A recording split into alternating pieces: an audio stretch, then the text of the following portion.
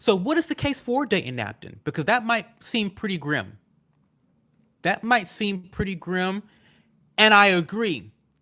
It is pretty grim, which is why this case is hurtful to me personally. But knowing, for me, point number one, knowing that you have a criminal on your property in the middle of committing a felony, in my opinion, should warrant the fullest extent of force. The fullest extent of force. In my opinion, the onus should not be on the innocent victim. The onus should not be on the victim to use restraint and compassion to people who are violating their humanity. How fucked up is that? That you have been violated, and in the midst of your violation, the onus is now on you to be compassionate, to use restraint against those criminals who have just violated you. Literally just violated you. That is crazy to me. That is crazy to me. If any benefit of the doubt is being given to anyone, it should be to the innocent victim of the case, which last time I checked was Dayton Knapton.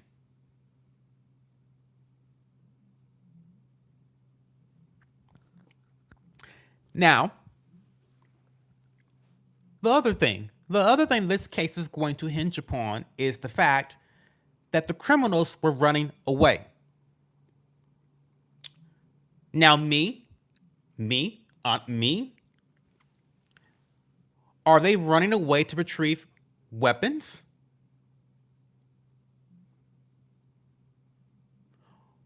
Are they going to circle back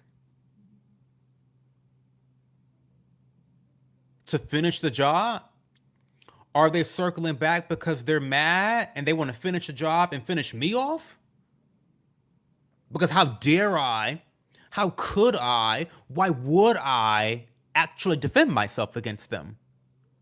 Are they coming back for me? To me, how can you reasonably predict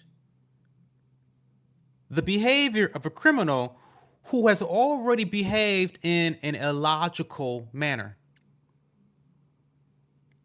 Right from the jump, you cannot reasonably predict a criminal from not harming you because he's already fucking harmed you. He's already harmed you. He's already broken into your home, knowing that we live in the state of Michigan, where people are able to defend themselves with deadly force. People have guns. We live in America. We all know this. This is not California. This is the Midwest, where we actually have some laws, they need work, but we have some laws that allow people to defend themselves in the Midwest. They don't have that on the East Coast and the West Coast, but we have it here in the Midwest and in the South, okay? And so how is it that you are to expect me, the innocent victim? Thank you, Luke, Julian. Thank you so much for the super chat. How are you to expect me, as the innocent victim, to predict the behavior of a criminal that has already violated me, that has already proven to me that they mean me harm? And now I'm supposed to be reasonable?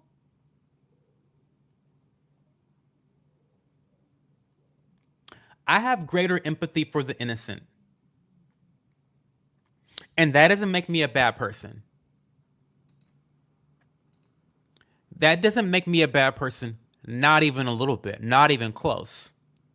Not even close. Not even close.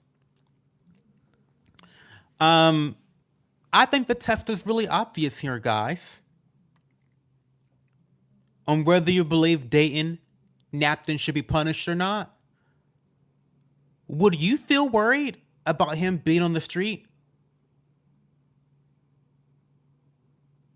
Would you feel unsafe living next door to him? Would you feel like your life is in better safety with him behind bars for 15 years? Is that's the test. I think as a juror, that's the question I would be asking myself. Are our streets safer with Dayton Knapton behind bars or not? Do you feel safer with the dead person being dead? I do. I feel a bit safer with him dying.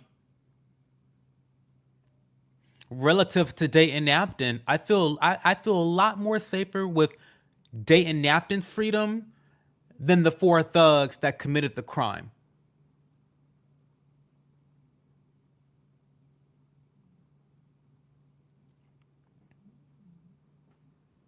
Would you want to live next door to the four thugs? Or would you rather live next door to Dayton Knapton? Who do you feel more comfortable being free? Dayton Knapton or the four thugs?